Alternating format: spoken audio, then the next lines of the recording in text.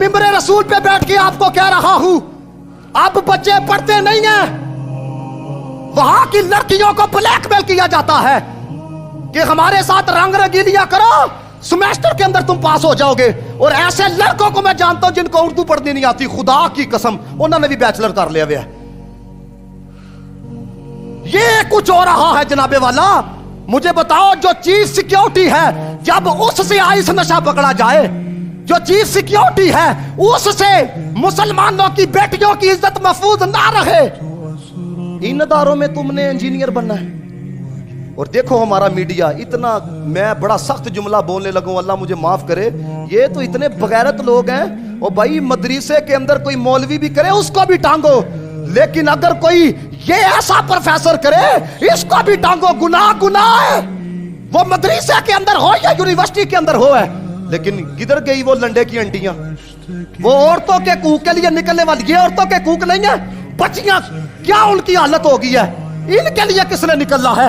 मुझे बताओ, ये है हुसैनियत, ये यजीदियत है। कौन निकला है, किसने आवाज बुलंद की है, किसने कार्रवाई की है?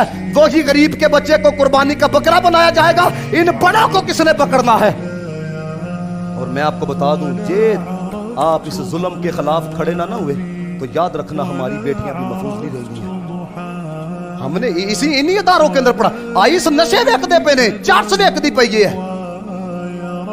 मैं आपके सामने नाम नहीं ले सकता, मुझे खुद लड़के आके बताते हैं कि ये हो क्या रहा है।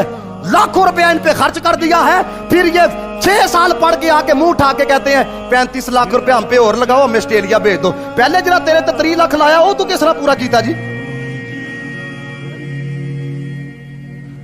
इतने काके ना बनो आप लोग। है ये है यजीदियत जो हमारे मुल्क के अंदर शुरू हो चुकी है।